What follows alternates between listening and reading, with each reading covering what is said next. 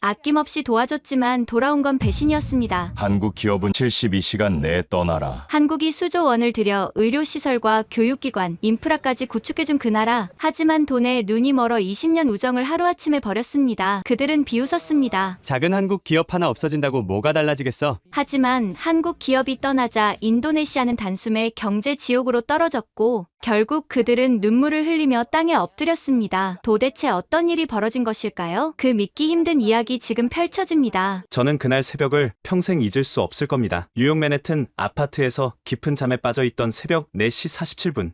침대 옆 테이블에서 요란하게 울리는 휴대폰 진동음에 잠이 깼습니다. 발신자는 현대자동차 인도네시아 법인장 박상윤 전무였어요. 혜원 변호사님, 죄송합니다. 새벽에. 그런데 지금 당장 자카르타로 오셔야 할 것 같습니다. 목소리가 떨리고 있었어요. 15년간 해외 위기관리 전문가로 일하면서 이런 목소리는 딱 3번 들어봤습니다. 회사가 완전히 무너질 위기에 처했을 때만 나오는 목소리였죠.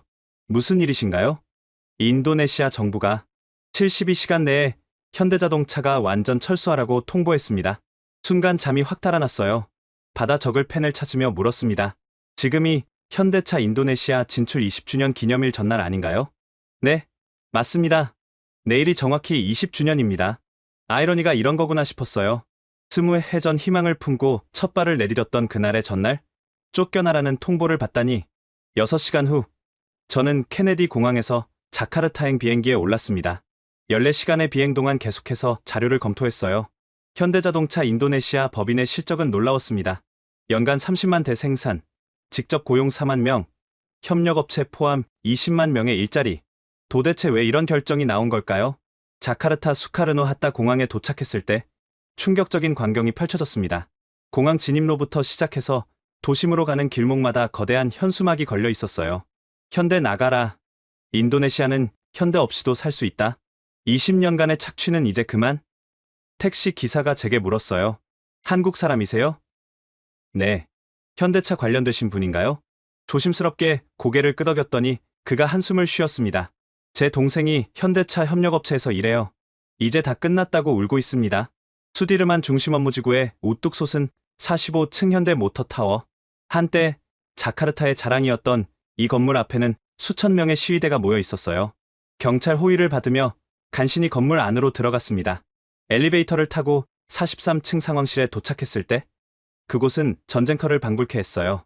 한국인 직원 50여 명이 모여 있었는데 모두들 이틀은 밤을 새운 듯한 얼굴이었습니다. 박상윤 전무가 저를 맞았어요. 오시느라 고생하셨습니다. 상황이 정말 심각합니다. 대형 스크린에는 인도네시아 대통령의 기자회견이 생중계되고 있었습니다. 현대자동차는 인도네시아 노동자들의 정당한 요구를 무시했습니다. 우리는 더 이상 참을 수 없습니다. 72시간 내에 모든 운영을 중단하고 철수하십시오. 회의실에 침묵이 흘렀어요. 누군가 작은 목소리로 말했습니다. 20년이 하루아침에 무너지는구나.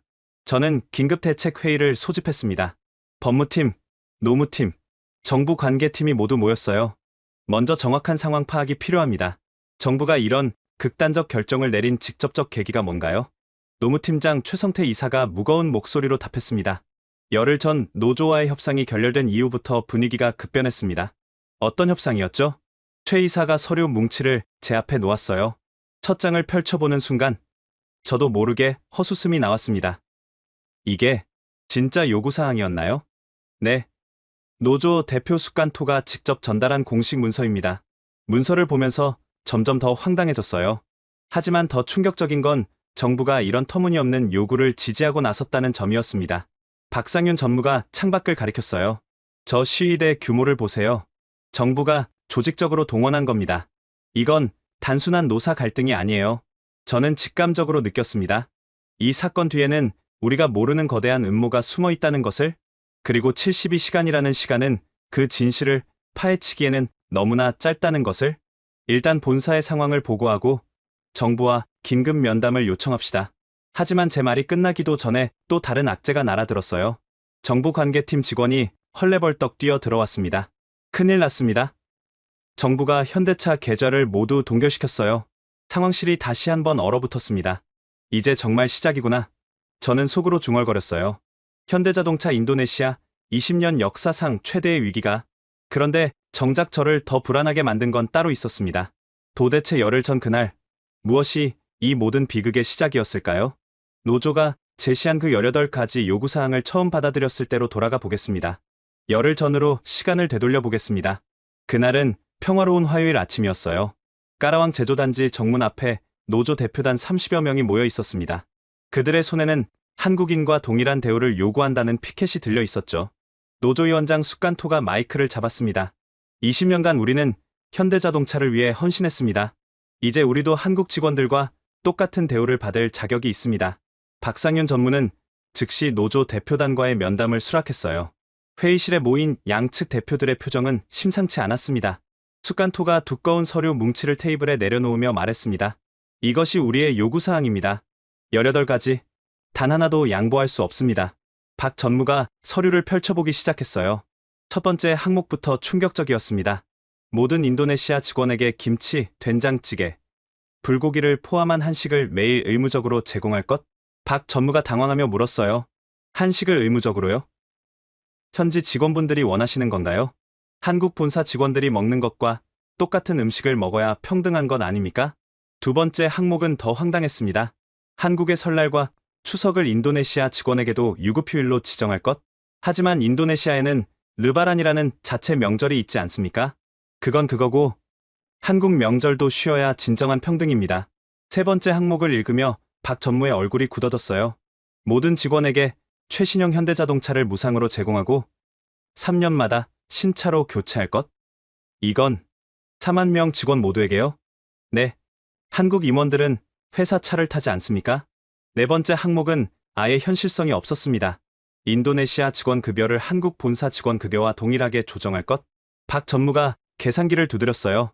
이렇게 하면 현지 평균 임금의 10배가 넘습니다. 인건비만 연간 5조 루피아가 넘어요. 현대는 충분히 낼 수 있는 회사 아닙니까? 다섯 번째 항목도 기가 막혔습니다. 모든 회의를 인도네시아어로 진행하고 한국어 사용 시 벌금 1인당 1,000만 루피아. 본사에서 오는 임원들도요? 특히 그들이 더 내야죠. 이곳은 인도네시아니까요. 여섯 번째는 완전히 동떨어진 요구였어요. 직원 자녀 전원을 한국 대학에 무상으로 유학 보낼 것. 학비와 생활비 전액 지원.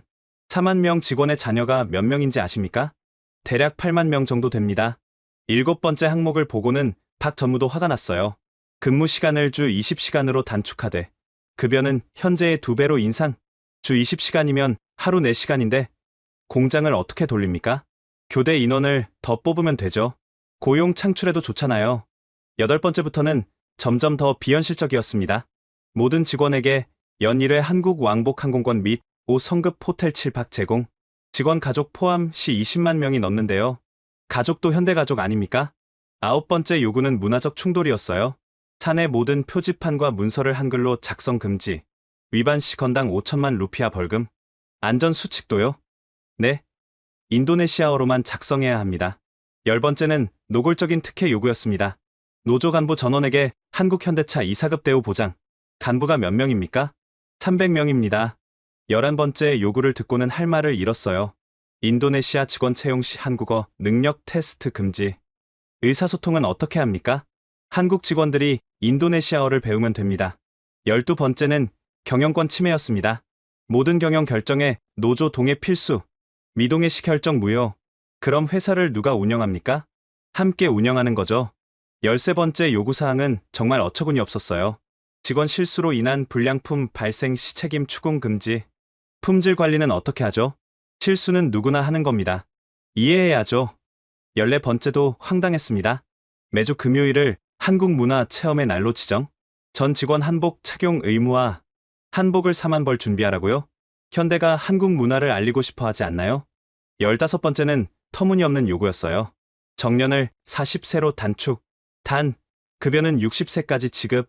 40세에 은퇴하고 20년간 월급만 받겠다고요? 평생 헌신한 대가입니다. 16번째를 읽으며 박 전무가 고개를 저었습니다. 야간 근무 완전 폐지. 단, 생산량은 현재 수준 유지. 물리적으로 불가능합니다. 현대의 기술력이면 가능할 겁니다. 17번째는 더 기막혔어요. 매년 직원 1인당 1억 루피아 성과급 보장. 실적과 무관. 회사가 적자여도요? 직원들의 노고는 변하지 않으니까요. 마지막 18번째 요구사항이 가장 충격적이었습니다. 이 모든 요구사항 수용 후 과거 20년간의 차별에 대한 보상금 직원 1인당 10억 루피아 지급. 박상윤 전무가 서류를 덮으며 말했어요. 숫간토 위원장님, 이건 협상안이 아니라 회사를 폐업하라는 요구 아닙니까? 숫간토가 자리에서 벌떡 일어났습니다. 현대가 진정으로 우리를 동반자로 생각한다면 이 정도는 당연한 겁니다. 72시간 내에 답변하십시오. 아니면 우리는 더 강력한 투쟁에 나설 것입니다. 그들이 떠난 후 회의실에는 무거운 침묵만 남았어요. 그때는 몰랐습니다. 이 터무니없는 요구 뒤에 거대한 음모가 숨어 있다는 것을. 숫간토가 떠난 그날 오후, 저는 현대자동차가 인도네시아에서 정확히 무엇을 해왔는지 조사하기 시작했습니다. 자료실에서 찾아낸 20년간의 기록들은 놀라움의 연속이었어요. 현대는 단순히 자동차를 만들어 파는 회사가 아니었습니다. 첫 번째 파일을 열자 2004년 쓰나미 당시 사진들이 나왔어요. 아체 지역이 완전히 폐허가 됐을 때 현대자동차 직원 5,000명이 자원봉사를 떠난 기록이었습니다. 당시 현장 책임자였던 김태식 상무를 만났어요. 그는 벽에 걸린 사진을 가리키며 말했습니다. 23만 명이 죽거나 실종된 재난이었죠. 현대는 모든 생산을 일주일간 중단하고 전 직원을 구호 활동에 투입했습니다. 생산 중단으로 손실이 컸겠네요. 대표이사님이 그러셨어요. 사람 목숨보다 중요한 생산은 없다고. 우리가 만드는 건 자동차지만 우리가 지켜야 할 건 사람이라고. 두 번째 파일은 더욱 감동적이었습니다. 현대 희망병원 건립 기록이었어요. 병원장 안토니우스 박사를 찾아갔습니다. 그는 수술복을 입은 채로 저를 맞았어요.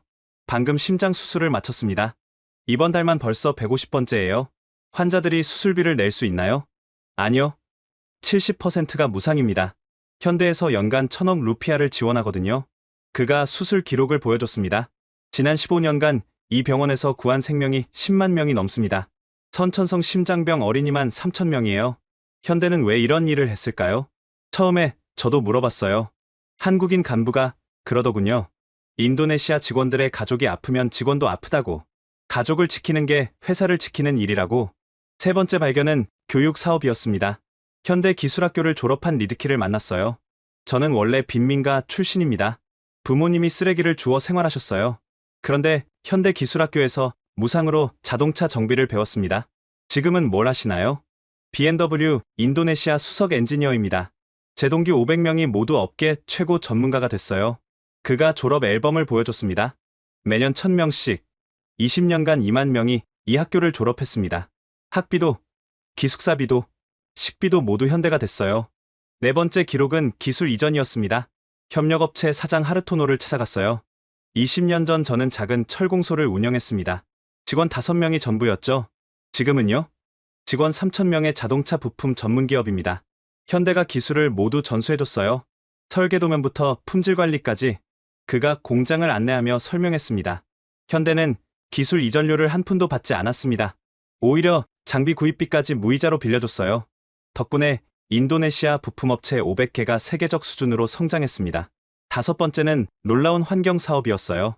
자카르타만 보건 프로젝트 책임자 이상훈 부장을 만났습니다. 자카르타만이 완전히 죽은 바다였어요. 쓰레기와 오염으로 물고기 한 마리 살 수 없었죠. 현대가 뭘 했나요? 10년간 매년 100억 원씩 투자했습니다. 정화시설 설치하고 맹그로브 100만 그루 심고 쓰레기 수거선 50척 운영하고 바다를 보니 정말 깨끗했어요. 돌고래들이 뛰어놀고 있었습니다.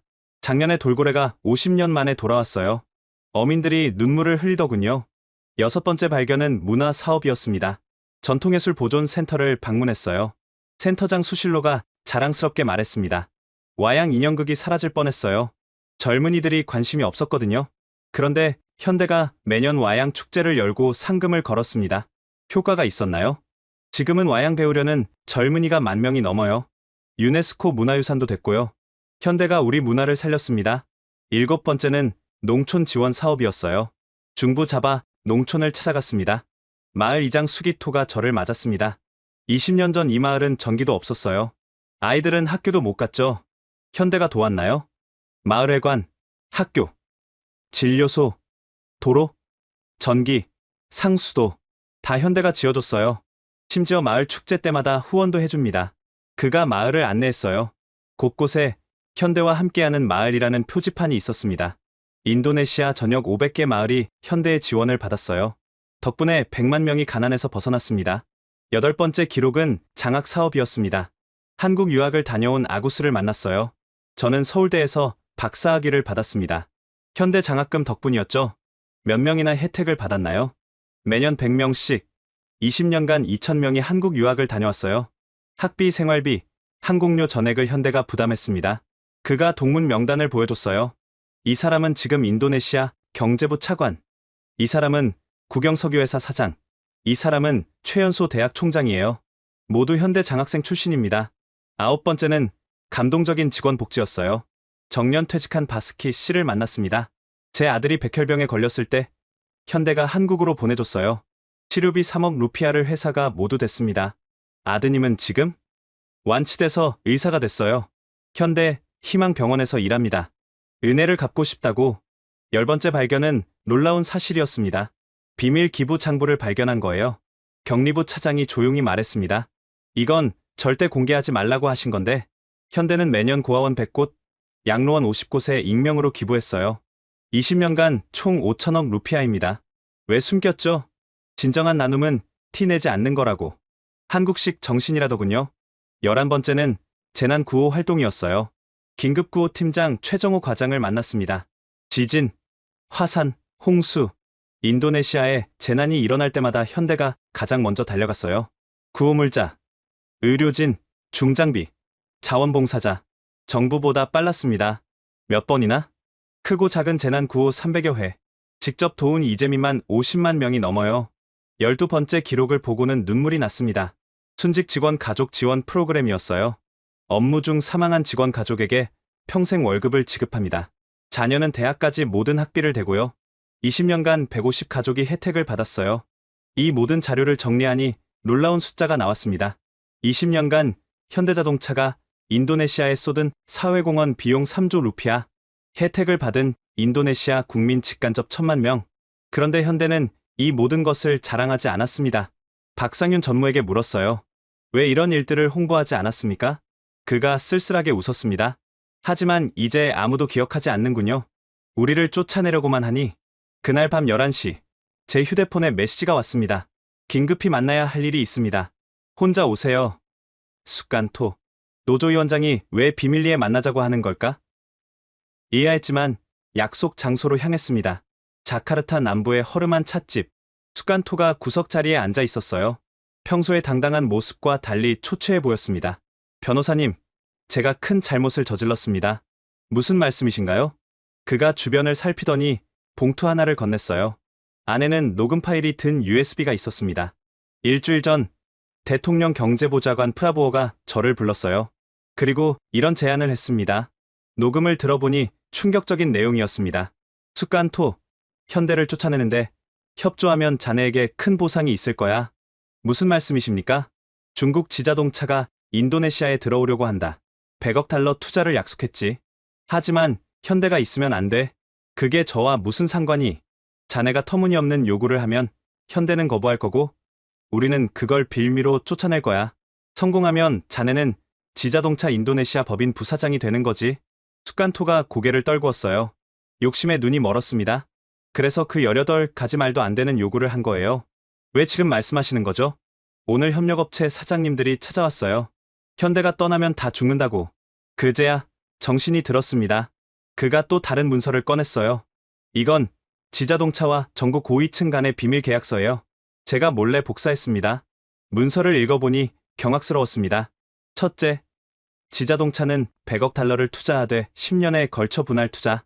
둘째, 인도네시아 정부는 지자동차의 30년간 법인세 면제. 셋째, 현대자동차 철수 후 모든 시설을 지자동차가 인수. 넷째, 정치자금 5억 달러 별도 제공. 이게 사실이라면, 네, 처음부터 현대를 쫓아내고 지자동차를 들이려는 계획이었어요. 더 충격적인 건 다음 내용이었습니다. 지자동차 회장 왕웨이가 직접 대통령을 만났어요. 그리고 이런 말을 했다고 들었습니다. 숫간토가 메모를 보여줬어요. 한국 기업은 너무 정직해서 문제다. 우리처럼 유연하게 협력하지 못한다. 하지만 우리는 당신들이 원하는 건 뭐든 해줄 수 있다. 유연하게 협력한다는 게 뇌물이죠. 현대는 20년간 단 한 번도 뇌물을 준 적이 없거든요. 그때 숫간토의 전화가 울렸습니다. 프라보어입니다. 네, 알겠습니다. 그의 얼굴이 창백해졌어요. 내일 시위를 더 크게 하래요. 경찰도 동원한다고. 거부하면 제 가족이 위험하다고 합니다. 경찰까지요? 이미 경찰청장도 매수됐어요. 지자동차 돈이 곳곳에 뿌려졌습니다. 숫간토가 또 다른 자료를 꺼냈어요. 의회 의원 100명, 장관 5명, 지방지사 10명, 모두 지자동차 돈을 받았어요. 증거가 있습니까? 계좌, 이체 내역이 다 있습니다. 스위스 계좌를 통해 우회 입금됐죠. 저는 즉시 이 자료들을 사진으로 찍었습니다. 숫간토 씨, 이 자료를 언론에 공개하면 소용없어요. 주요 언론사 사주들도 이미 매수됐거든요. 그가 한숨을 쉬었어요. 하지만 더 큰 문제가 있습니다. 지자동차의 진짜 목적은 따로 있어요. 뭔데요? 인도네시아를 동남아 진출의 전초기지로 만들려는 거예요. 여기서 시작해 태국, 말레이시아, 필리핀까지 한국 기업을 모두 몰아내고 중국 기업으로 대체하려는 계획입니다. 그가 극비 문서를 하나 더 꺼냈어요. 1대1로 자동차 산업 장악 계획이라는 제목이었습니다. 이건 중국 정부 차원의 전략이에요. 민간 기업을 가장한 국가 프로젝트죠. 문서를 보니 소름이 돋았습니다. 동남아 자동차 시장 완전 장악 목표 시한 2030년, 한국 일본 기업 퇴출 전략 현지 정부 매수 민 노조 선동, 투입 예산 100억 달러. 이래서 현대를 급하게 쫓아내려는 거군요. 네, 현대가 성공 모델이니까요. 현대만 무너뜨리면 다른 한국 기업들도 도미노처럼 무너질 거라고 봤어요. 숫간토가 눈물을 글썽였어요. 제가 정말 바보였습니다. 나라를 팔아먹는 일에 가담했어요. 지금이라도 진실을 밝히면 이미 늦었어요. 프라보어가 마지막 카드를 준비했거든요. 뭔데요? 내일 대통령이 직접 나서서 현대 철수를 명령할 거예요. 국가 안보를 위협한다는 명목으로. 말도 안 돼요. 무슨 안보 위협이. 조작된 문서가 있어요. 현대가 군사 기밀을 한국에 넘겼다는. 저는 즉시 박상윤 전무에게 전화했습니다. 전무님, 큰일 났습니다. 내일 상황이 더 악화될 거예요. 숫간토가 제 팔을 잡았어요. 변호사님, 제발 현대가 떠나지 않게 해주세요.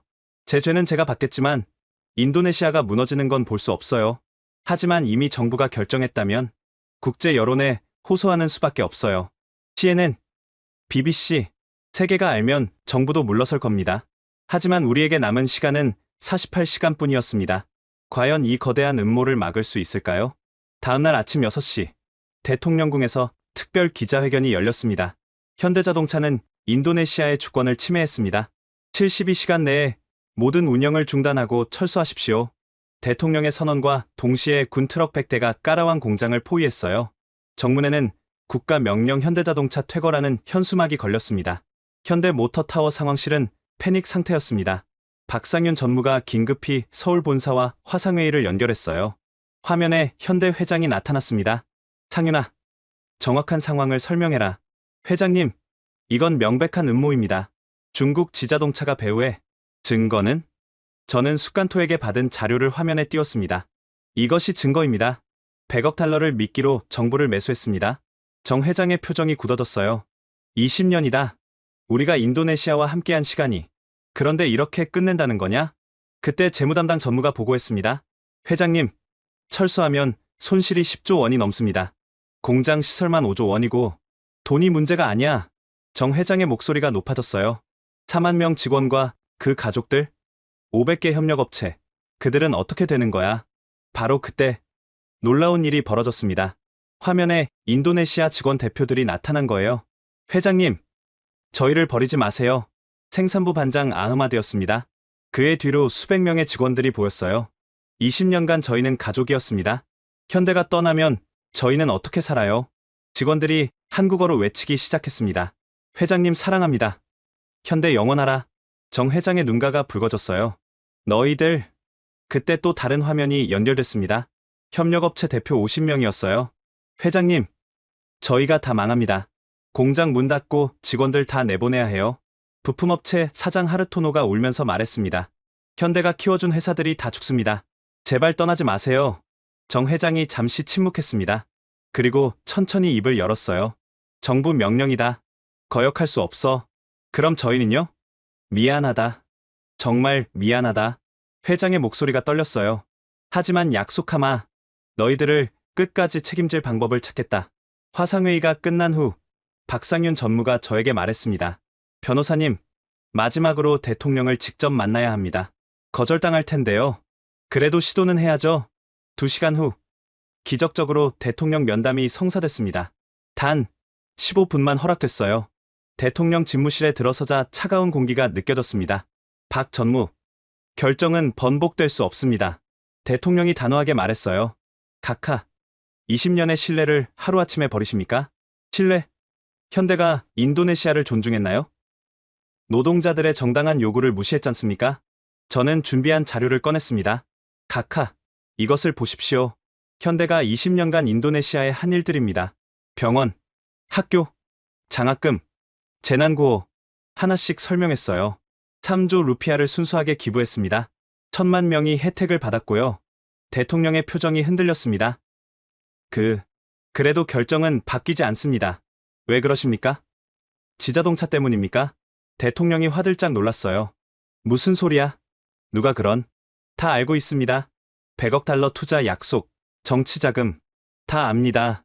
증거도 없으면서 저는 USB를 꺼냈어요. 여기 다 있습니다. 녹음 파일, 계좌이체 내역, 비밀 계약서. 대통령의 얼굴이 창백해졌습니다. 이걸 언론에 공개하면 각하는 끝입니다. 협박하는 건가? 아닙니다. 거래를 제한하는 겁니다. 박상윤 전무가 나섰어요. 각하, 현대는 떠날 수 있습니다. 하지만 그 후를 생각해 보셨습니까? 지자동차가 들어오면 그들이 약속을 지킬까요? 중국 기업들이 아프리카에서 어떻게 했는지 아시지 않습니까? 대통령이 고개를 떨구었어요. 저는 마지막 카드를 꺼냈습니다. 각하, 선택하십시오. 20년간 묵묵히 헌신한 현대냐? 돈으로 매수하려는 지자동차냐? 긴 침묵이 흘렀습니다. 시간을 더 달라. 생각해 봐야겠다. 72시간이라고 하셨지 않습니까? 그건 바로 그때 대통령 비서실장이 뛰어들어왔어요. 각하, 큰일 났습니다. 무슨 일이야? 노동자들이 대규모 시위를 시작했습니다. 그런데 현대 철수 반대 시위입니다. 10만 명이 모였어요. 우리는 깜짝 놀랐습니다. 창밖을 보니 정말 엄청난 인파가 모여 있었어요. 현대를 지켜라. 우리의 일자리를 지켜라. 중국 기업 반대. 대통령이 당황했습니다. 뭐야? 노조가 시위를 주도한다고 했잖아. 숫간토가 입장을 바꿨습니다. 진실을 폭로하겠다고. 그때 텔레비전에서 속보가 나왔어요. 숫간토 노조위원장이 기자회견을 열고 정부와 지자동차의 비밀 거래를 폭로했습니다. 화면에 숫간토가 나타났습니다. 국민 여러분, 저는 속았습니다. 현대를 쫓아내려는 건 매국 행위입니다. 대통령실이 술렁거렸어요. 경제보좌관 프라보어가 뛰어들어왔습니다. 각하, 빨리 결정하셔야 합니다. 시위대가 대통령궁으로 오고 있어요. 대통령이 우리를 바라봤습니다. 그의 눈에는 두려움이 가득했어요. 이제 운명의 시간이었습니다. 대통령의 결정은 단호했습니다. 철수 명령은 철회하지 않는다. 72시간, 단 1초도 연장 없다. 현대 모터 타워로 돌아온 우리를 기다리고 있던 건 절망에 빠진 직원들이었습니다. 박상윤 전무가 마이크를 잡았어요. 여러분, 우리는 떠나야 합니다. 하지만 약속합니다. 언젠가 꼭 돌아올 것입니다. 그 순간 한국인 직원과 인도네시아 직원 4만 명이 동시에 울음을 터뜨렸어요. 전무님, 우리를 데리고 가주세요. 저희는 어떻게 살아요? 박 전무의 목소리가 떨렸습니다. 미안합니다. 정말 미안합니다. 그날 밤부터 역사상 가장 슬픈 철수 작전이 시작됐습니다. 첫째 날 새벽 4시 핵심 설비 반출이 시작됐어요. 생산기술팀장 조명식 이사가 지휘했습니다. 로봇팔 300대, 프레스 금형 5,000개, 모두 24시간 안에 포장해야 합니다. 불가능합니다. 불가능이란 없어. 우리가 20년간 쌓은 거야. 하나도 남길 수 없어. 인도네시아 직원들이 자발적으로 나섰어요. 저희가 돕겠습니다. 마지막까지 현대 직원으로서. 엔지니어 리키가 울면서 로봇을 분해했습니다. 이 로봇 이름이 하늘이에요. 제가 매일 아침 인사했는데 옆에서 바수키가 금형을 포장하며 말했어요. 이건 제가 처음 만든 도어 금형이에요. 실수도 많았는데 한국 선배들이 밤새 가르쳐줬죠.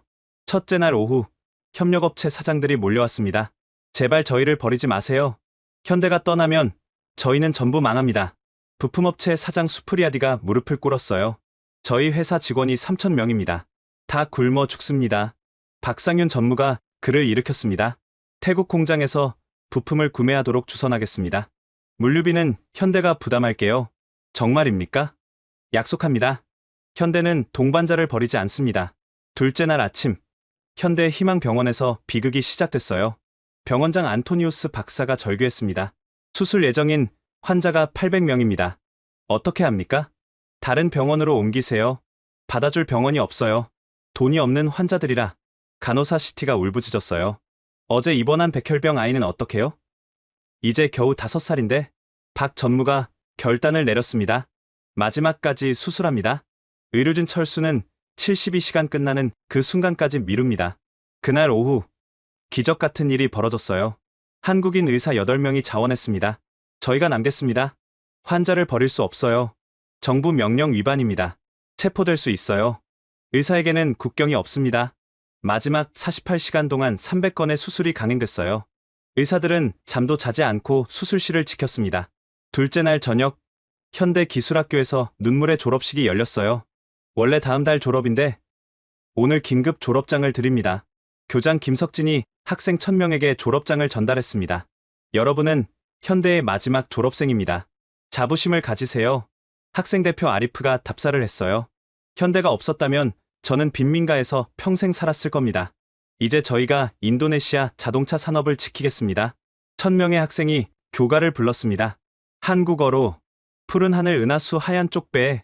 셋째 날 새벽 공장 최후의 날이 밝았습니다. 생산 라인이 마지막으로 돌아갔어요. 라인 넘버 3894. 마지막 차량 생산 완료. 빨간색 산타페가 라인 끝에서 나왔습니다. 조립부 반장 하디가 차에 손을 얹었어요. 20년간 300만 대를 만들었습니다. 이게 마지막이라니. 그때 놀라운 일이 벌어졌어요. 직원 4만 명이 공장 마당에 모여 대형 글자를 만들었습니다. 현대 사랑해요. 드론으로 찍은 영상이 전 세계로 퍼졌어요. 셋째 날 오후 3시, 철수 차량이 공장을 떠나기 시작했습니다. 트럭 200대가 줄지어 이동했어요. 도로 양옆에 시민들이 늘어섰습니다. 가지 마세요. 현대 고맙습니다. 누군가 한국 국기를 흔들기 시작했어요. 순식간에 수만 개의 태극기가 펄럭였습니다. 어디서 났는지도 모를 태극기들이었어요. 그때 감동적인 일이 일어났습니다. 경찰들이 경례를 했어요. 현대자동차의 경례, 군인들도 거수 경례를 했습니다. 하늘에서는 헬기가 현수막을 달고 날았어요. 20년간 고마웠습니다, 현대. 오후 5시 30분, 마지막 한국인 직원이 공장을 떠났습니다. 박상윤 전무였어요. 정문에서 그가 돌아섰습니다. 여러분, 우리는 반드시 돌아올 것입니다. 인도네시아 직원들이 일제히 외쳤어요. 전무님 사랑합니다. 현대 영원하라. 그날 밤, 자카르타 공항은 눈물바다였습니다. 한국으로 떠나는 직원 가족 3,000명, 공항에 나온 인도네시아 직원 10,000명. 언니, 가지 마요. 한국인 직원 가족과 인도네시아 직원 가족들이 부둥켜 안고 울었어요. 우리 애들이 같이 학교 다녔는데, 명절 때마다 함께 했는데, 밤 11시 59분, 마지막 비행기가 이륙했습니다. 정확히 72시간이 끝나는 순간이었어요. 비행기 안에서 박상윤 전무가 창밖을 바라봤습니다.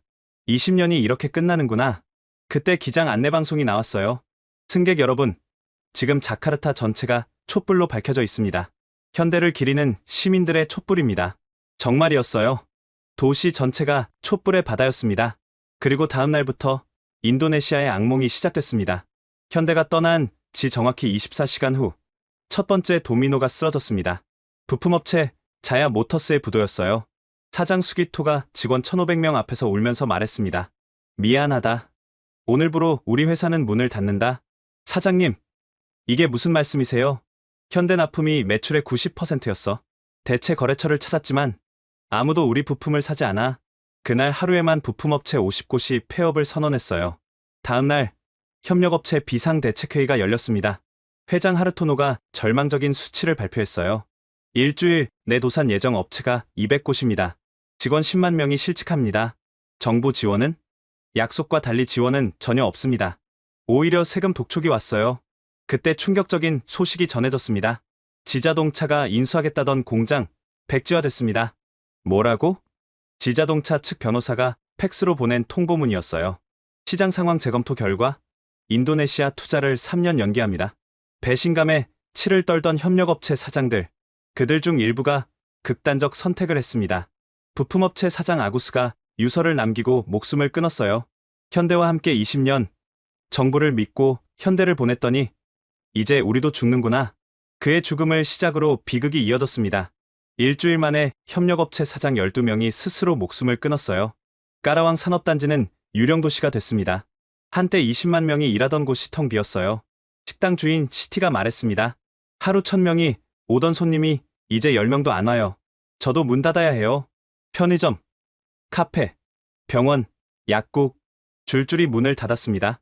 부동산 붕괴도 시작됐어요. 까라왕 아파트 가격이 일주일 만에 반토막 났습니다. 부동산 중개인 리나가 한숨을 쉬었어요. 팔려는 사람만 수천 명인데 사려는 사람이 없어요. 공짜라고 해도 안 가져가요. 은행들이 비상사태에 돌입했습니다. 국민은행 자카르타 지점장이 긴급 보고를 했어요. 협력업체 대출 5조 루피아가 전부 부실채권이 됐습니다. 회수는 불가능합니다. 담보인 공장과 땅이 모두 휴지 조각이 됐어요. 대규모 뱅크런이 시작됐습니다. 시민들이 은행 앞에 줄을 섰어요. 내 돈 내놔. 당장 내놔. 하루 만에 30조 루피아가 인출됐습니다. 중앙은행이 긴급 개입했지만 역부족이었어요. 환율 폭등이 시작됐습니다. 달러당 14,000 루피아던 환율이 2만 루피아를 돌파했어요. 수입 물가가 치솟았습니다. 휘발유 리터당 가격이 2배로 뛰었어요. 식료품 가격도 폭등했습니다. 쌀 1kg이 3만 루피아. 서민들이 굶기 시작했어요. 자카르타 빈민가에서 폭동이 일어났습니다. 배고프다. 밥을 달라. 상점 약탈이 시작됐어요. 경찰이 출동했지만 통제불능이었습니다. 주식시장도 곤두박질 쳤어요. 자카르타 종합지수가 일주일 만에 30% 폭락했습니다. 상장사들이 줄줄이 거래 정지됐어요. 외국인 투자자들이 썰물처럼 빠져나갔습니다. 인도네시아는 끝났어. 다음 그리스가 될 거야. JP모건이 인도네시아 투자 등급을 정크 수준으로 강등했어요. 무디스와 피치도 연이어 신용등급을 내렸습니다. 정부가 뒤늦게 대책을 발표했지만 소용없었어요. 지자동차가 곧 투자할 것입니다. 조금만 기다려주세요. 하지만 지자동차는 묵묵부답이었습니다. 언론이 진실을 보도하기 시작했어요. 지자동차.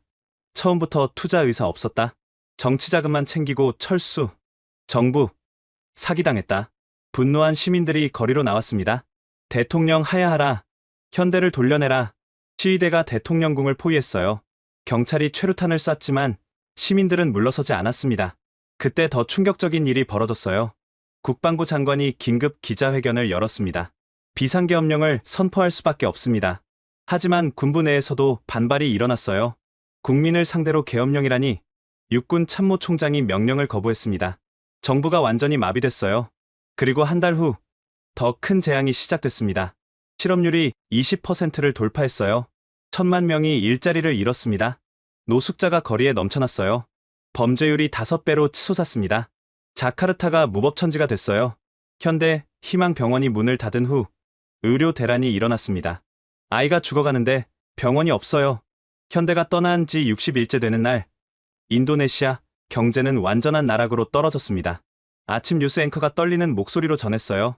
어제 발표된 실업률이 25%를 기록했습니다. 사상 최악입니다. 거리에는 일자리를 구하는 사람들의 행렬이 끝없이 이어졌어요. 한때 현대협력업체 부장이었던 수아르토를 만났습니다.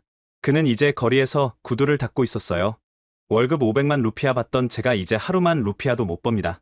그의 아내가 옆에서 울면서 말했어요. 애들 학교도 못 보내요. 밥도 하루 한 끼. 의료 시스템은 완전히 붕괴됐습니다. 현대 희망병원이 담당하던 환자 10만 명이 갈 곳을 잃었어요. 국립병원 응급실 앞에는 환자들이 바닥에 누워 있었습니다. 의사가 부족해요. 간호사도 없어요. 의사 디안이 절규했습니다. 하루에 500명이 오는데 우리는 10명밖에 없어요. 어떻게 다 봅니까? 소아암 병동의 상황은 더 참혹했어요. 항암제가 떨어진 지 한 달이 넘었습니다. 엄마, 아파요. 5살 리나가 울부짖었지만 해줄 수 있는 게 없었어요. 간호사 시티가 눈물을 흘렸습니다. 현대 병원이 있을 때는 무료로 치료받았는데 이제 이 아이들은 다 죽을 거예요. 실제로 그달에만 소아암 환자 50명이 목숨을 잃었습니다. 교육 시스템도 무너졌어요. 현대 기술학교가 문을 닫자 5,000명의 학생이 갈 곳을 잃었습니다. 학생 아리안토가 막막한 표정으로 말했어요. 자동차 정비 기술을 배우던 중이었는데 이제 미래가 없어요. 사립학교들도 연수에 폐교했습니다. 학부모들이 학비를 낼 수 없었기 때문이에요. 거리에는 학교 대신 국어라는 아이들이 늘어났습니다. 금융 시스템은 아예 작동을 멈췄어요. 은행 5곳이 파산했습니다. 예금자들이 은행 앞에서 연일 시위했어요. 내 평생 모은 돈을 돌려줘. 70살 할머니 수마르티가 울부짖었습니다. 노후 자금이 다 사라졌어요. 이제 어떻게 살아요? 주식시장은 반토막이 났습니다. 하루에도 수십 개 기업이 상장 폐지됐어요. 한때 아시아의 용이라 불리던 인도네시아 경제가 휴지 조각이 됐습니다. 루피아 가치는 바닥을 모르고 추락했어요. 달러당 3만 루피아를 돌파했습니다. 인플레이션율이 월 20%. 빵 한 조각이 어제보다 2배 비싸졌어요. 이제 돈이 종이보다 못해요. 시장 상인 부디가 한숨을 쉬었습니다. 정부 재정도 파탄났어요. 세수가 절반으로 줄었습니다. 공무원 월급도 제때 주지 못했어요. 석 달째 월급을 못 받았어요. 교사 수실라가 울면서 말했습니다. 제가 굶는 건 괜찮은데 학생들 급식이 끊겼어요. 복지 예산은 아예 없어졌습니다. 노인연금, 장애인 수당, 빈곤층 지원금 모두 중단됐어요. 거리에는 굶주린 노인들이 쓰러져 있었습니다. 치안도 완전히 무너졌어요. 경찰관들이 월급을 못 받자 많은 이들이 사표를 냈습니다. 가족을 먹여 살려야 해요. 경찰 그만둡니다. 범죄가 기하급수적으로 늘었어요. 강도, 절도, 살인이 매일 일어났습니다. 부유층들은 해외로 도피했어요. 더 이상 여기서 살 수 없어요. 너무 위험해요. 자카르타 국제학교 학생의 80%가 떠났습니다. 관광산업도 죽었어요. 발리를 찾는 관광객이 90% 감소했습니다. 호텔들이 줄줄이 문을 닫았어요. 손님이 없어요. 직원 1000명을 다 해고했어요. 힐튼 호텔 매니저가 절망적으로 말했습니다. 농업도 타격을 받았어요. 비료와 농약을 수입할 외화가 없었습니다. 농사를 포기했어요. 비료가 너무 비싸요. 농부와 산이 텅 빈 논을 바라보며 말했어요. 식량 부족이 현실이 됐습니다. 쌀값이 10배로 뛰었어요. 하루 한 끼도 못 먹는 날이 많아요. 빈민가 주민 라트나가 뼈만 남은 아이를 안고 울었습니다. 국제사회가 개입하기 시작했어요. IMF 총재가 자카르타를 방문했습니다. 인도네시아는 구제금융이 필요합니다. 1000억 달러 규모로 추정됩니다. 하지만 조건이 가혹했어요. 정부 지출 50% 삭감, 공기업 전면 민영화, 노동법 개정. 정부는 선택의 여지가 없었습니다. 대통령이 눈물을 흘리며 서명했어요. 우리는 경제 주권을 잃었습니다. 그날 밤, 더 충격적인 소식이 전해졌습니다. 지자동차가 공식 성명을 발표한 거예요. 인도네시아 투자 계획을 전면 취소합니다. 시장 전망이 너무 어둡습니다. 배신감에 치를 떤 시민들이 거리로 쏟아져 나왔어요. 정부는 사기꾼이다. 우리를 팔아먹었다. 대통령궁 앞에 100만 명이 모였습니다. 하야하라. 당장 하야하라. 군중 속에서 누군가 외쳤어요. 현대를 돌려줘. 제발 현대를 돌려줘. 순간 100만 명이 함께 외치기 시작했습니다. 현대, 현대, 현대. 그 함성이 밤하늘에 울려 퍼졌어요. 하지만 이미 너무 늦었습니다. 현대는 베트남에 새 공장을 짓기 시작했고 태국과 인도 공장을 확장하고 있었어요. 인도네시아 정부 관계자가 현대 본사를 찾아갔지만 문전박대당했습니다. 다시는 인도네시아에 투자하지 않을 것입니다. 현대 회장의 대답은 단호했어요. 절망에 빠진 인도네시아. 그때 누군가 제안했습니다. 국민이 직접 사과하러 가자. 무릎 꿇고 빌자. 그렇게 시작된 것이 마하프칸 까미 현대 운동이었습니다. 현대여 우리를 용서하라는 뜻이었어요. 서울 광화문 광장 3월 15일 아침. 대한민국 국민들은 믿을 수 없는 광경을 목격했습니다. 인도네시아 국민 2만 명이 한복을 입고 무릎을 꿇은 채 앉아 있었던 거예요. 그들의 손에는 한글로 적힌 피켓이 들려 있었습니다. 우리가 잘못했습니다. 현대님 용서해 주세요. 제발 돌아와 주세요. CNN 기자가 현장을 중계했어요. 전례 없는 일입니다. 한 국가의 국민 2만 명이 다른 나라 기업에 공개 사과를 하고 있습니다. 맨 앞줄에는 노조위원장 숙간토가 있었습니다. 그는 이마를 땅에 대고 절을 했어요. 현대자동차 임직원 여러분, 저희가 정말 잘못했습니다. 그의 목소리가 확성기를 통해 울려 퍼졌습니다. 욕심에 눈이 멀어 은인을 배신했습니다. 용서해 주십시오. 옆에는 한때 현대협력업체 사장이었던 하르토노가 있었어요. 현대가 키워준 저희가 현대를 내쫓는데 동조했습니다. 죽을 죄를 지었습니다. 더 놀라운 건 그 뒤에 있던 사람들이었습니다. 인도네시아 경제부 장관, 산업부 장관, 노동부 장관이 나란히 무릎 꿇고 있었어요.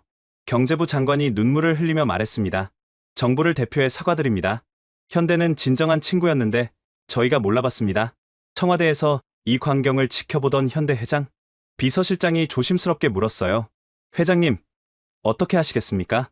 정 회장은 한참을 침묵했습니다. 그때 더 충격적인 일이 벌어졌어요.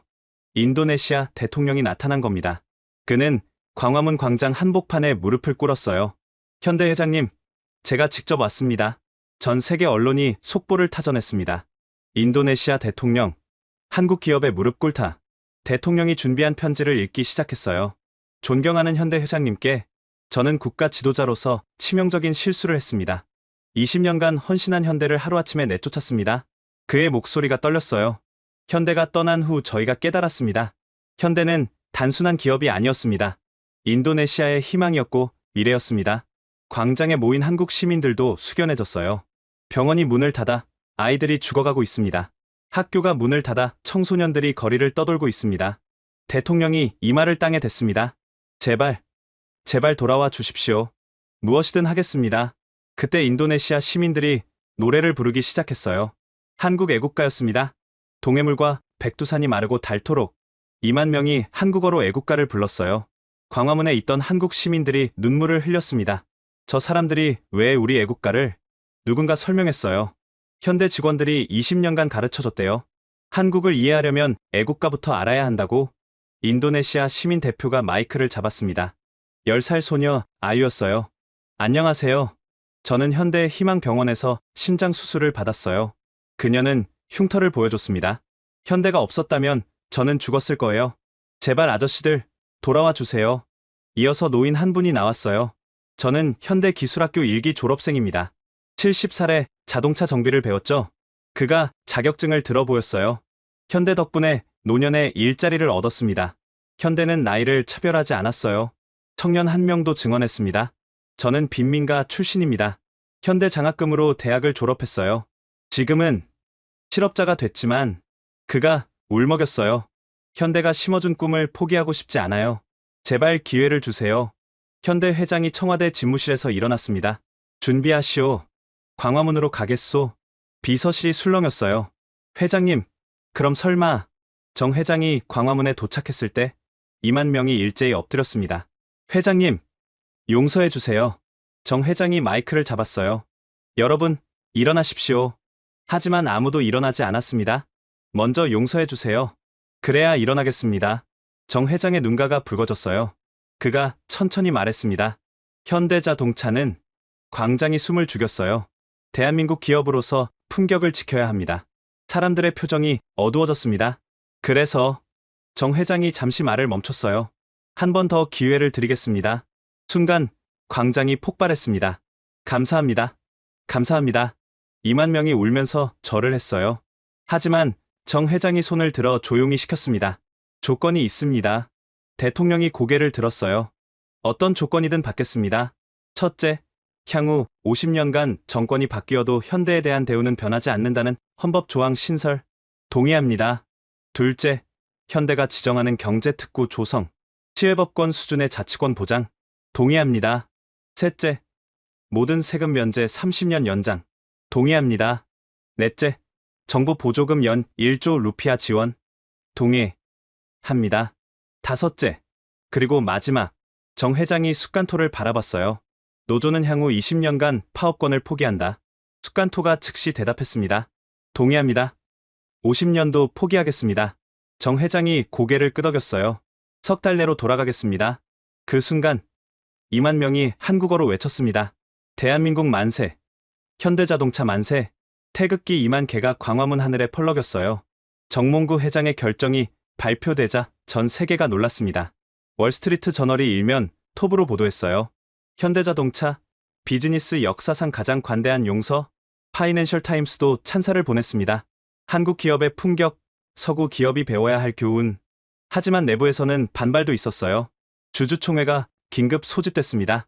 회장님, 배신한 그들을 왜 용서하십니까? 한 주주가 항의했어요. 정 회장이 차분히 답했습니다. 비즈니스는 숫자가 아닙니다. 사람입니다. 우리가 심은 씨앗이 있고 우리를 기다리는 사람들이 있습니다. 하지만 손실이 단기 손실을 감수하고 장기 신뢰를 얻는 것. 그것이 현대의 철학입니다. 열흘 후 현대 선발대가 자카르타에 도착했습니다. 공항에는 10만 명이 나와 있었어요. 웰컴 백 현대, 꽃다발과 태극기가 넘쳐났습니다. 박상윤 전무가 다시 인도네시아 땅을 밟았어요. 돌아왔습니다. 그 한마디에 사람들이 울음을 터뜨렸습니다. 까라완 공장에 도착했을 때 놀라운 광경이 펼쳐졌어요. 텅 빈 줄 알았던 공장이 깨끗이 정돈돼 있었습니다. 숙간토가 설명했어요. 해고된 직원 4만 명이 무급으로 나와서 청소했습니다. 현대가 돌아올 날을 믿고 생산 라인도 그대로 유지돼 있었어요. 장비를 팔라는 제안이 많았지만 하나도 팔지 않았습니다. 한 직원이 자랑스럽게 말했습니다. 매일 기계에 기름칠했어요. 언제든 가동할 수 있게. 박 전무가 감동했어요. 여러분이 이렇게까지. 더 놀라운 건 협력업체들이었습니다. 도산 위기에서도 버틴 업체가 300곳이나 됐어요. 빚을 내서라도 버텼습니다. 현대가 꼭 돌아올 거라 믿었어요. 현대는 즉시 복구 작업을 시작했습니다. 모든 해고 직원을 재고용합니다. 체불 임금도 전액 지급합니다. 환호성이 터졌어요. 현대 만세! 일주일 만에 기적이 일어났습니다. 생산 라인이 다시 돌아가기 시작한 거예요. 첫 번째 차가 라인을 나왔을 때 직원들이 모두 울었습니다. 우리가 다시 만들었어요. 빨간색 산타페였어요. 번호판에는 부활 1호라고 새겨져 있었습니다. 현대 희망병원도 재개원했습니다. 첫날에만 환자 5,000명이 몰려왔어요. 석 달만 기다렸습니다. 이제 살았어요. 심장병 아이를 아는 엄마가 울었습니다. 의사들이 밤낮 없이 수술했어요. 밀린 수술이 1000건입니다. 다 해내겠습니다. 현대 기술학교도 문을 열었습니다. 학생 여러분, 다시 만나서 반갑습니다. 교장 김석진이 인사했어요. 학생들이 눈물을 흘렸습니다. 포기하려고 했는데 다시 기회를 주셔서 감사합니다. 정부도 약속을 지켰어요. 국회가 만장일치로 현대 보호법을 통과시켰습니다. 헌법에도 조항이 추가됐어요. 대한민국 현대자동차의 권익은 영구히 보호된다. 경제특구도 조성됐습니다. 현대자치구라는 이름으로 1000평방킬로미터가 할당됐어요. 이곳에서는 현대가 법입니다. 대통령이 선언했습니다. 한 달 후 놀라운 변화가 시작됐어요. 실업률이 절반으로 떨어졌습니다. 주식시장이 40% 반등했어요. 루피아 환율도 안정됐습니다. 현대의 효과입니다. 현대만 돌아왔는데 경제가 살아났어요. 경제부 장관이 감탄했습니다. 외국인 투자자들도 돌아왔어요. 현대가 있는 곳은 안전하다. 일본 도요타도 투자를 재개했습니다. 독일 폭스바겐도 공장을 확장했어요. 현대가 길을 열어줬다. 우리도 따라간다. 그런데 가장 큰 변화는 사람들의 마음이었습니다. 시민의식이 완전히 달라진 거예요. 다시는 은인을 배신하지 않겠다. 시민들이 자발적으로 고마운 현대 지키기 운동을 시작했습니다. 현대 제품 사주기, 현대 직원 우대하기, 현대 비방 금지, 심지어 아이들 이름도 현대와 관련된 것으로 짓기 시작했어요. 현다이, 정몽, 소나타, 출생신고소 직원이 웃으며 말했습니다. 요즘 신생아 10명 중 1명은 현대 관련 이름이에요. 현대 회장이 인도네시아를 방문했을 때 국빈 대접을 받았습니다. 공항에서 대통령이 직접 영접했어요. 회장님은 인도네시아의 영웅입니다. 거리마다 정 회장의 사진이 걸렸습니다. 인도네시아를 구한 사람이라는 문구와 함께 국회는 정 회장에게 최고 훈장을 수여했어요. 건국 영웅장은 원래 인도네시아 국민만 받는 건데 특별법을 만들었습니다. 정 회장이 훈장을 받으며 말했습니다. 이 훈장은 제 것이 아닙니다. 20년간 묵묵히 일한 현대 직원들과 인도네시아 국민들이 함께 받는 것입니다. 그의 연설에 국회의원 전원이 기립박수를 보냈어요. 그날 밤 자카르타 전역에서 축제가 열렸습니다. 현대와 인도네시아, 영원한 동반자, 불꽃놀이가 밤하늘을 수놓았어요. 현대 로고와 인도네시아 국기가 나란히 빛났습니다. 현대가 돌아온 지 석 달, 인도네시아에 진정한 기적이 일어나고 있었습니다. 까라완 공장은 3교대 풀가동에 들어갔어요. 생산량이 역대 최고를 기록했습니다. 하루 2,000대를 생산하고 있습니다. 주문이 밀려서 잔업까지 하고 있어요. 생산부장 아흐마드가 자랑스럽게 보고했습니다. 직원들의 표정이 완전히 달라져 있었어요. 이제야 진짜 가족이 된 것 같아요. 서로를 완전히 신뢰하게 됐습니다. 한국인 엔지니어와 인도네시아 직원들이 한 팀이 되어 일했습니다. 언어, 장벽도 사라졌어요. 우리는 이제 마음으로 대화해요. 조립라인 반장 수기노가 웃으며 말했습니다. 놀라운 건 품질이었습니다. 불량률이 제로에 가까워졌어요. 모든 직원이 자기 차를 만든다는 마음으로 일합니다. 품질관리팀장이 설명했습니다. 현대를 다시 잃을 수 없다는 절박함이 완벽을 만들었어요. 현대의 희망병원은 동남아시아 최고 병원이 됐습니다. 싱가포르, 말레이시아에서도 환자들이 왔어요. 현대병원의 의료진을 믿습니다. 병원장 안토니우스 박사가 뿌듯해했습니다. 한국 의료진과 인도네시아 의료진이 함께 만든 기적이에요. 매일 기적 같은 일들이 일어났습니다. 선천성 심장병 아이 100명을 무료로 수술했어요. 간 이식 성공률이 98%를 넘었습니다. 세계 최초로 희귀병 치료법을 개발했어요. 현대기술학교는 아시아 최고 기술학교가 됐습니다.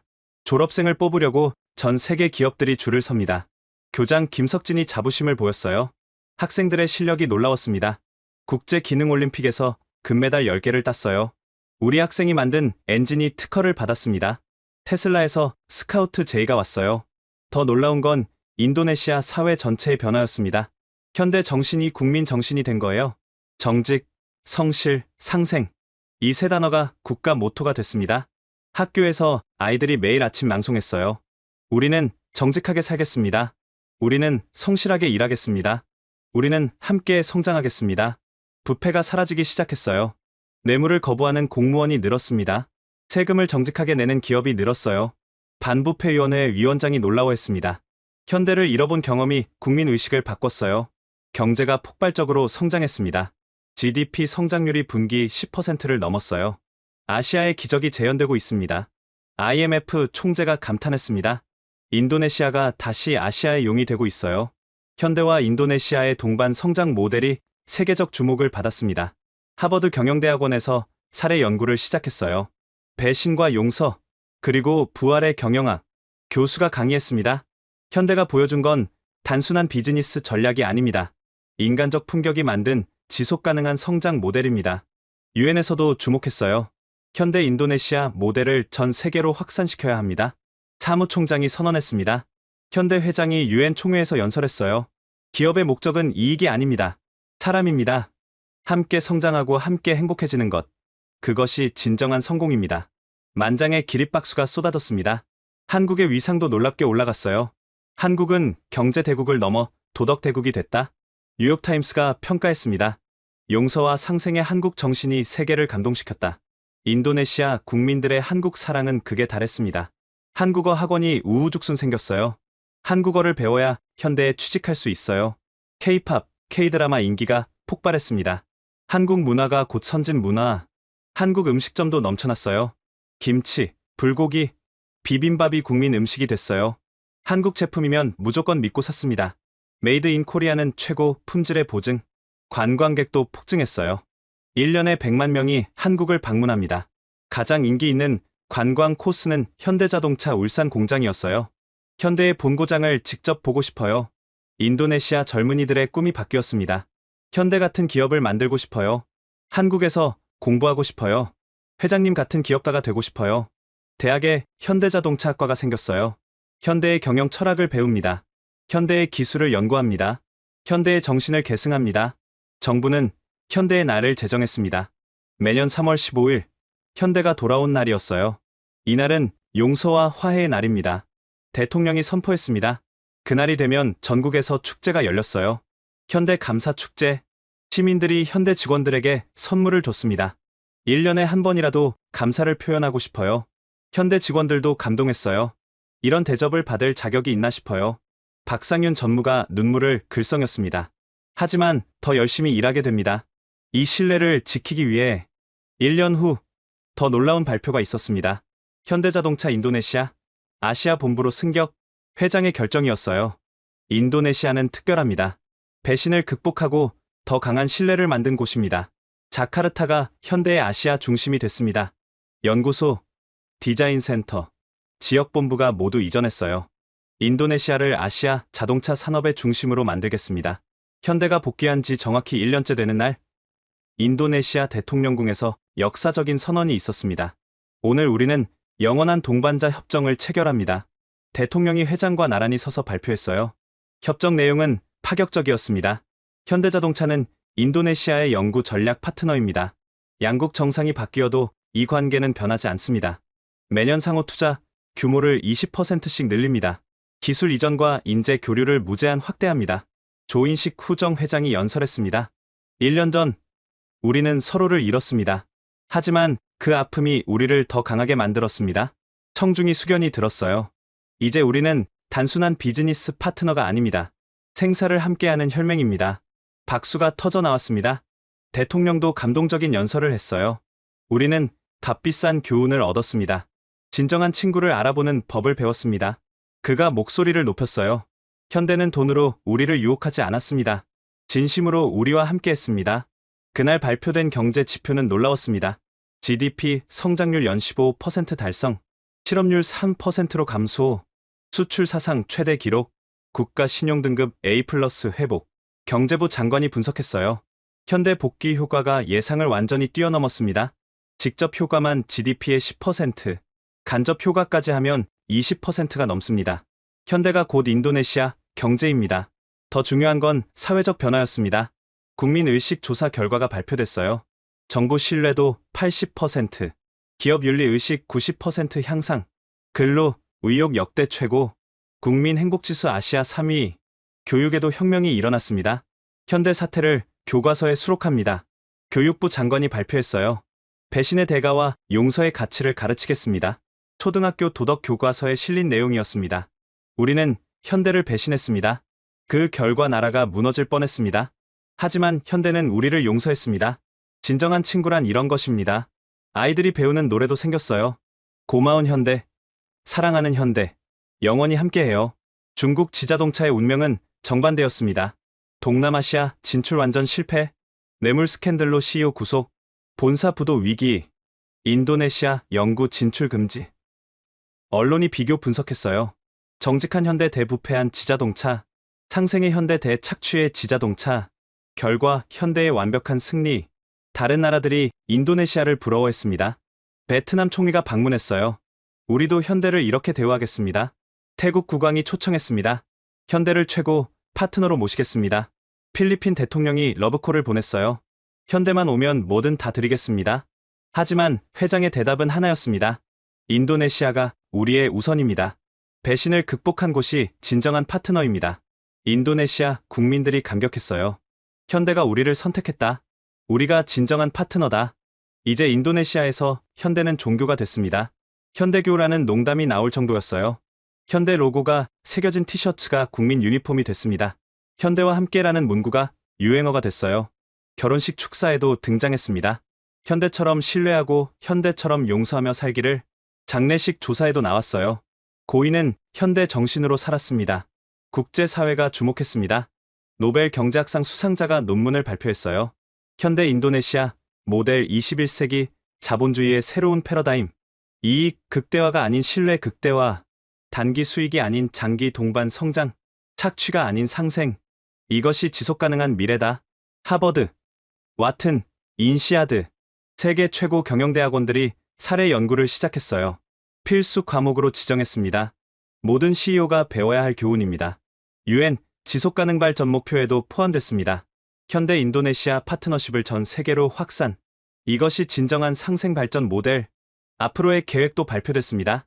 인도네시아를 세계 자동차 산업 3대 강국으로, 현대와 함께 전기차 시대를 주도, 일자리 100만 개 창출, 아시아 최고 기술 강국 도약. 회장이 마지막으로 말했습니다. 우리가 증명했습니다. 배신도 극복할 수 있고 용서는 더 큰 축복을 가져온다는 것을. 그가 인도네시아 국민을 바라봤어요. 여러분은 현대의 영원한 가족입니다. 그날 밤 인도네시아 전역에서 축제가 열렸습니다. 현대와 인도네시아 영원하라. 하늘에는 불꽃놀이가 수놓아졌어요. 사랑해요 현대, 고마워요 한국, 영원히 함께. 그리고 모두가 한 목소리로 외쳤습니다. 우리는 다시는 배신하지 않는다. 우리는 영원히 함께 간다. 이것이 배신과 용서, 몰락과 부활의 대서사시. 현대자동차와 인도네시아가 함께 쓴 기적의 이야기였습니다. 지금까지 현대자동차와 인도네시아의 놀라운 이야기 어떠셨나요? 배신으로 무너졌던 나라가 용서로 다시 일어선 기적. 그리고 그 용서를 베푼 대한민국 기업의 품격. 이것이 바로 우리가 추구해야 할 진정한 상생의 가치 아닐까요? 오늘 이야기가 감동이었다면 주변에 꼭 공유해주세요. 한국 기업의 위대함을 전 세계에 알리기 위해서요. 그리고 구독과 좋아요는 더 많은 감동 실화를 전하는 힘이 됩니다. 다음에도 여러분의 가슴을 뛰게 할 이야기로 찾아뵙겠습니다. 지금까지 원더풀 해외 사연이었습니다. 감사합니다.